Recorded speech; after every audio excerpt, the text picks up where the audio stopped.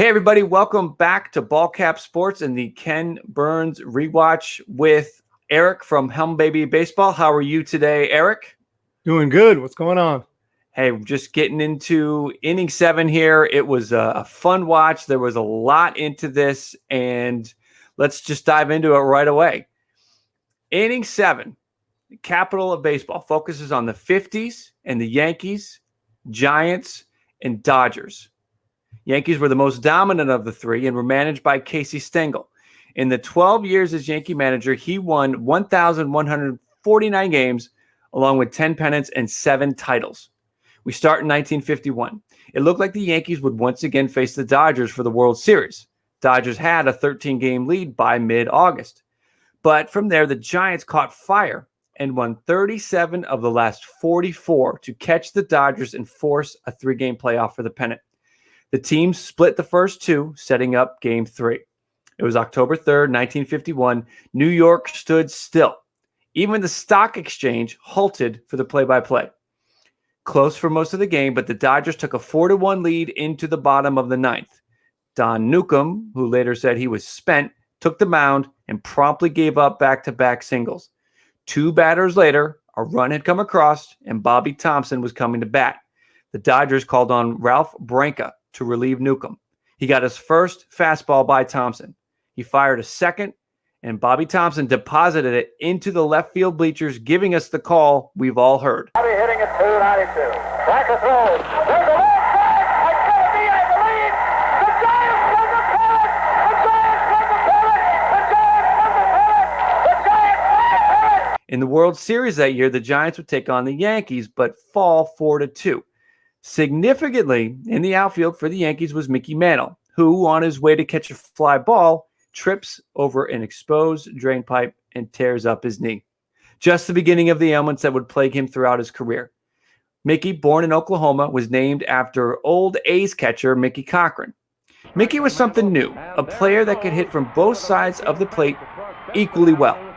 It was said he could hit as far left-handed as Ruth and as far right-handed as Fox. In his career, he hit 536 home runs, played in 16 All-Star games, won 3 MVPs, was runner-up 3 other times, and 7 championships. But the pain was always present. His bad knees wrapped underneath his jersey, grunting every time he missed.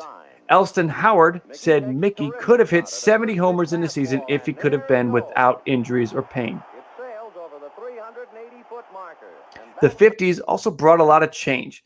People were on the move from the cities to the suburbs and from the east to the west, where there was no Major League Baseball. TV started to broadcast games. So with that and the movement of the country, attendance began to decline rapidly. For the first time, teams began to relocate with regularity. The Braves left Boston for Milwaukee. The A's left Philly for Kansas City. The Browns left St. Louis for Baltimore, and more was to come. Now, in 1955, the Dodgers won the pennant for the 8th time. Never in the previous 7 had they actually won the World Series.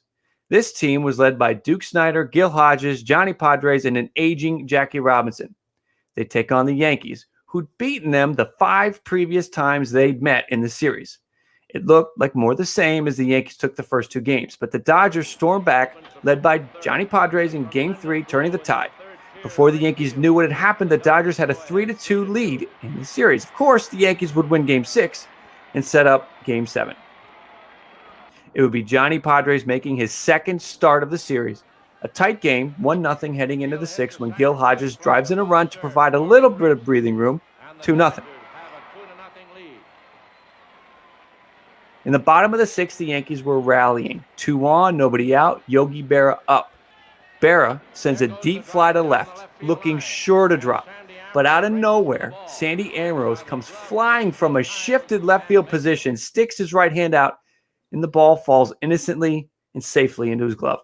It was referred to as the play of the series because Yankees don't score in that inning or at all for the rest of the game, and the Dodgers do the unthinkable and win their first World Series. Delirious with joy, teammates and fans mobbed the Brooklyn pitcher. The following season, they'd meet again, Yankees and Dodgers. Yankees would prevail thanks in large part to the Don Larson perfect game in Game 5. After the 1956 season, Jackie Robinson would retire. And that was just the beginning of bad news in the capital of baseball. In 1957, the Giants announced they would be moving to San Francisco for the start of the 58 season. And shortly after, the Dodgers, too, announced they would be moving west for the start of the 58 season. New York just couldn't support 3 teams with the changes taking place in America.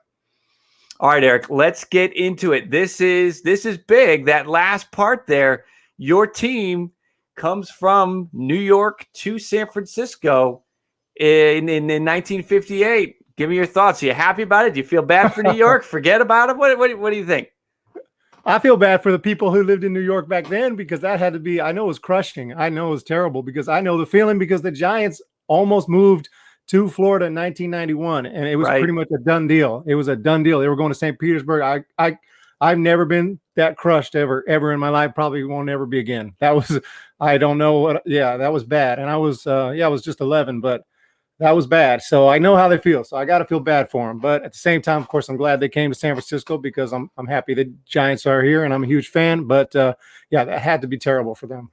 2 sides of every coin, right? You have the heartbreak in New York and in Flatbush, but you have elation in Northern and Southern California, as they both get baseball teams. And they got there and they drew magnificently. The Braves were drawing great when they went to Milwaukee. I mean, that was one of the reasons these 2 teams left New York, because they saw what was happening in Baltimore and in Milwaukee.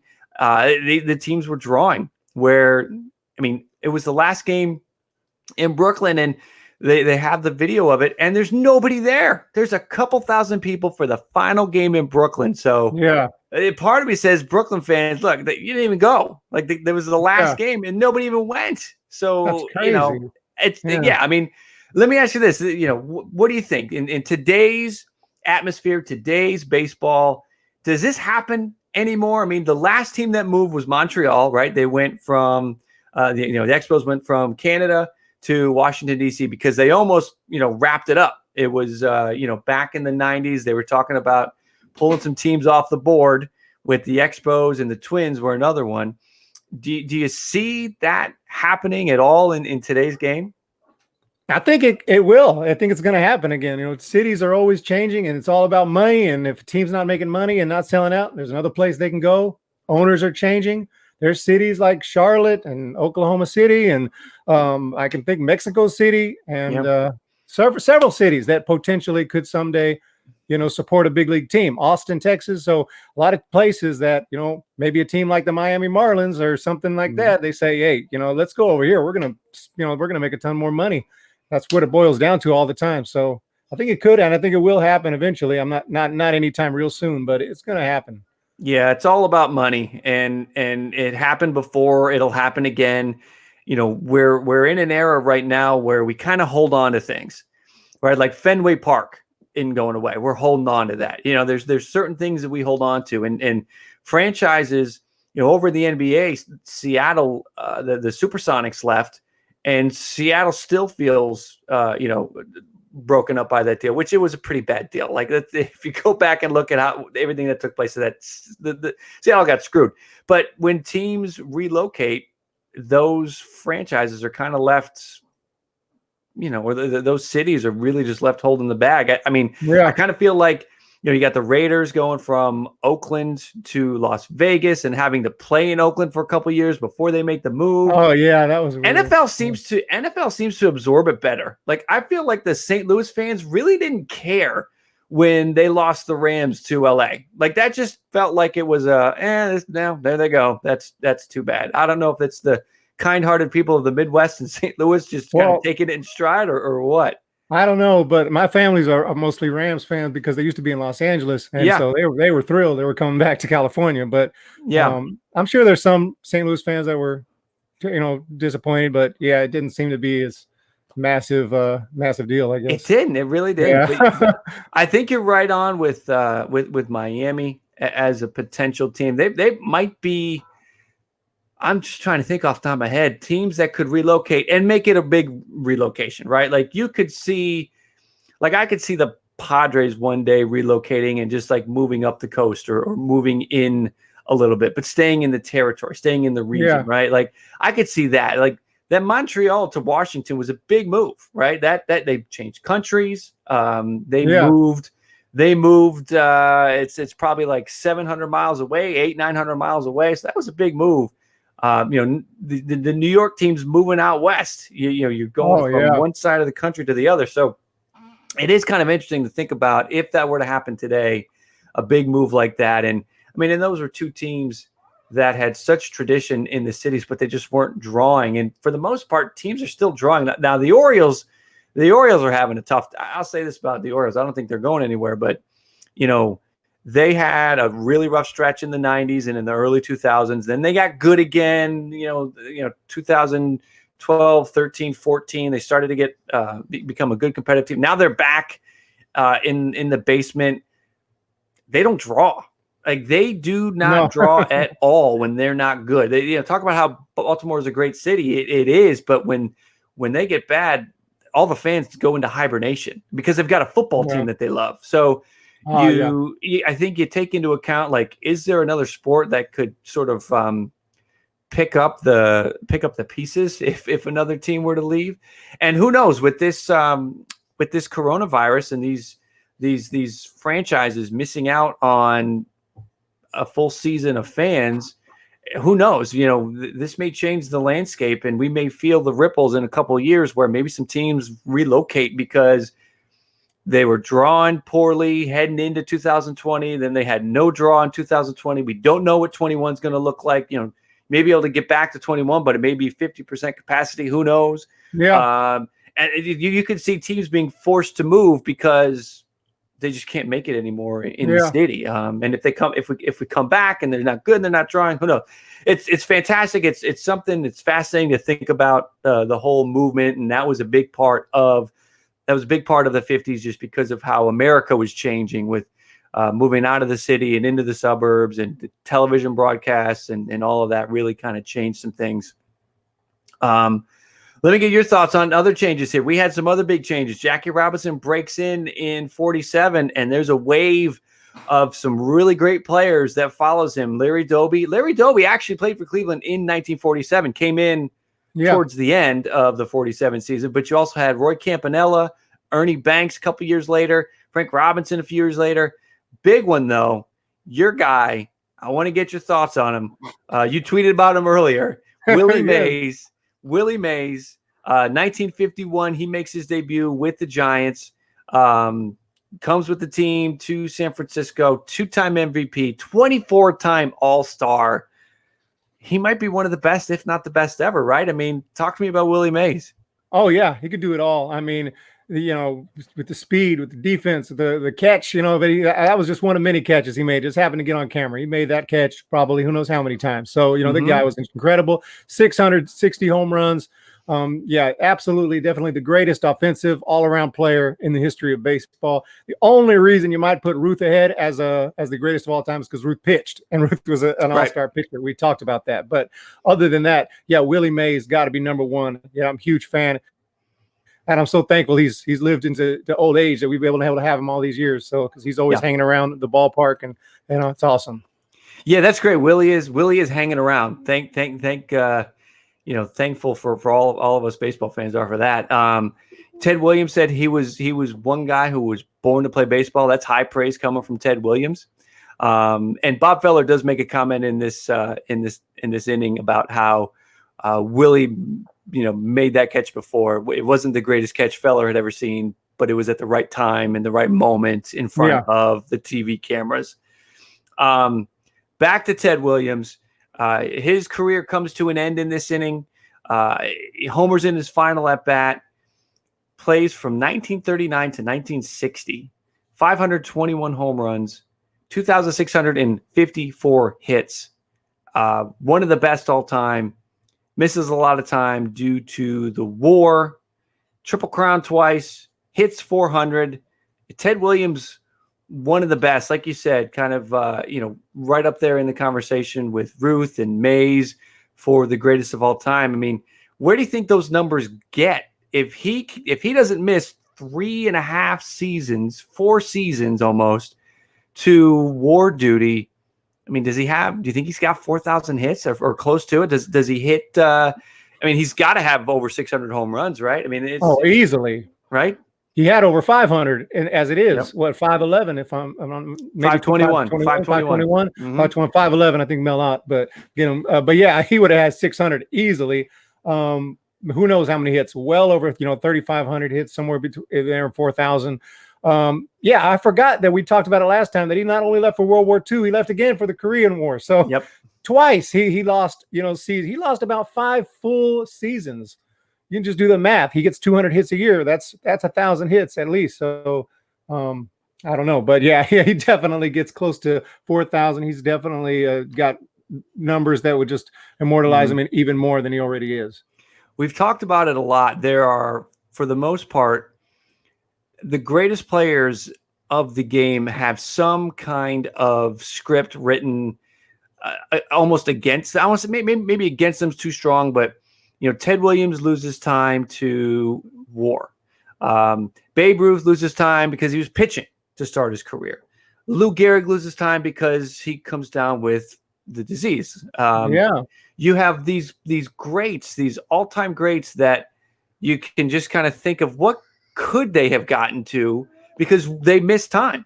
There are a few guys that didn't miss time, and their numbers, their stat boxes, their box scores are stuffed, right? Pete Rose didn't miss any time. Ty Cobb didn't miss any time. And those guys, those numbers are just silly with what they could do. Ricky Henderson didn't miss time. So the categories that they excelled in, they are way up there. Hank Aaron didn't miss time. So because of that, that's sort of like they reach those levels that these guys, so many of these guys don't, but we would consider Ted Williams or Babe Ruth or Lou Gehrig better than Pete Rose and Ricky Henderson, even though they didn't miss any time and they were able to statistically fulfill those achievements. It's really something. Yeah, that's perfectly correct. And there's even players more recently. I just reminded of Josh Hamilton, guys like that who we never got to see what they could have been because they had problems off the field or major injury issues and all this stuff. It applies to a lot of players. But yeah, you're right. Hank Aaron hit 755 home runs, that famous number.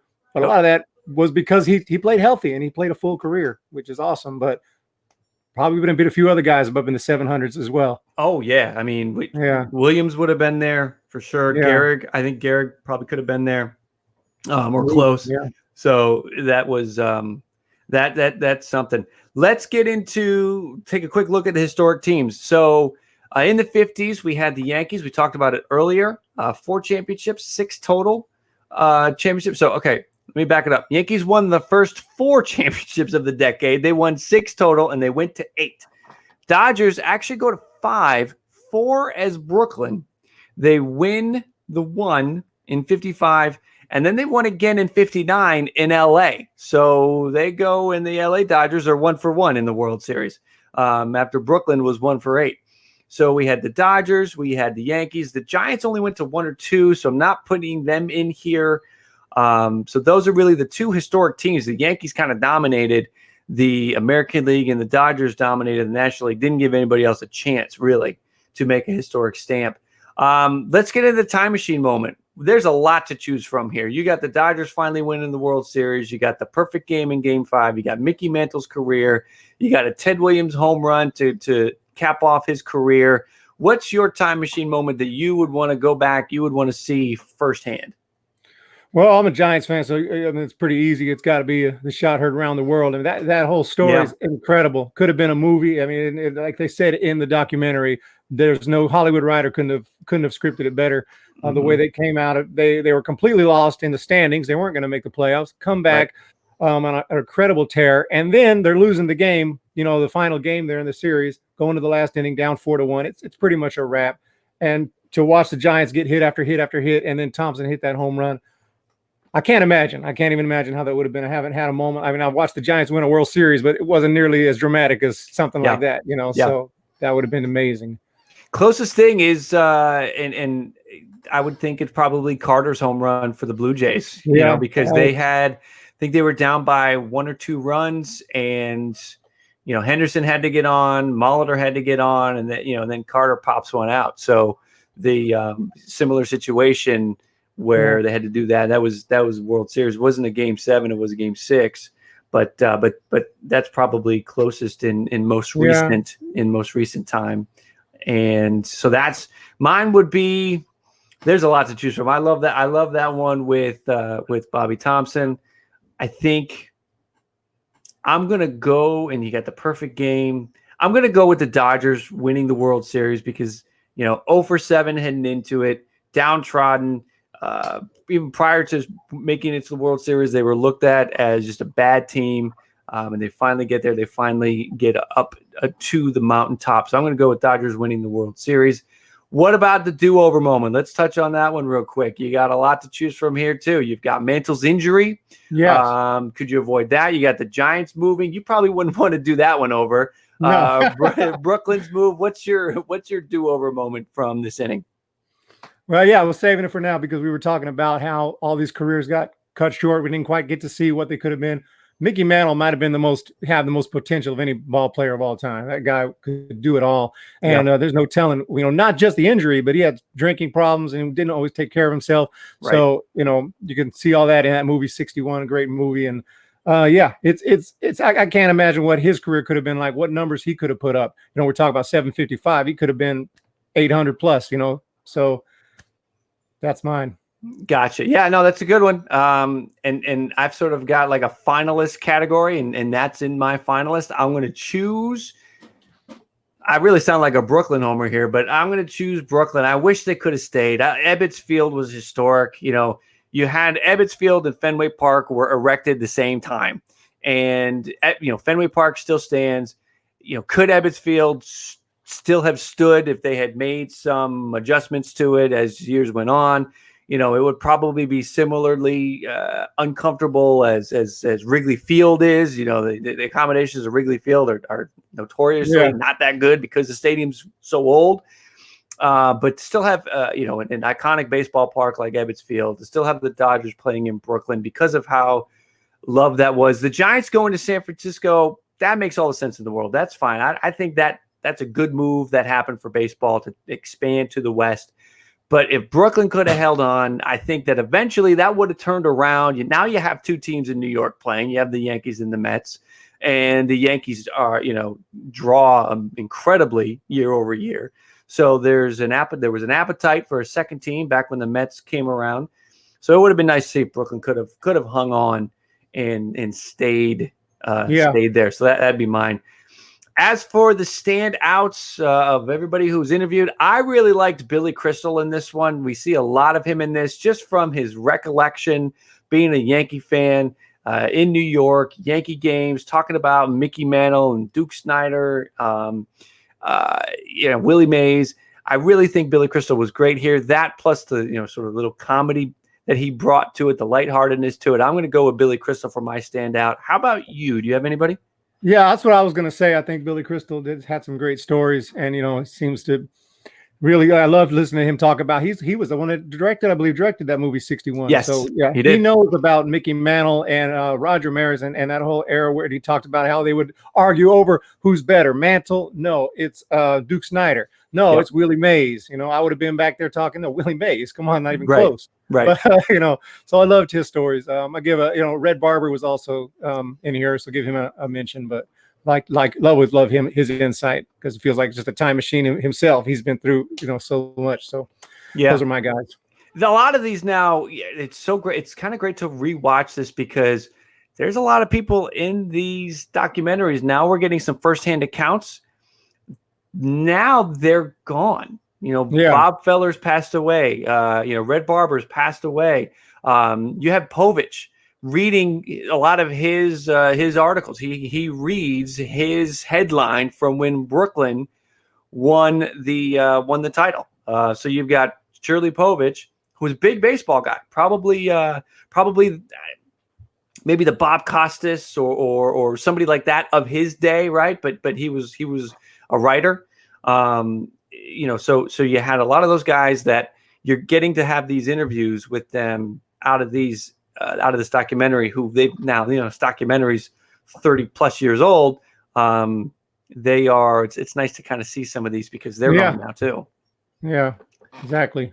So it's all good. That is going to do it for inning 7. Unless you have any more that you want to add in there, Eric. I think we've kind of touched on a lot of the key points here. Was there anything else from inning 7 that you saw that you wanted to bring up? No, I think we talked about it all. Yeah, I think we got it all. So thank you guys for checking this out. If you go back, you want to watch any of our previous innings, we're splitting these up. So the odd innings are on my channel, Ballcap Sports. The even innings are on Humm Baby Baseball. So you get inning 2, you get inning 4, you get inning 6, 8. You'll get those innings on his channel. You'll get the odd innings 1, 3, 5, 7. You'll get that on Ballcap Sports. So make sure you're going to both channels back and forth, subscribing, hitting the bell, doing all that stuff, liking all that, comment. Let's talk about the content from the innings. We love it. Thank you guys for checking us out for this one. Eric, thank you for joining me. And no problem. We look forward to talking to you guys again with inning 8.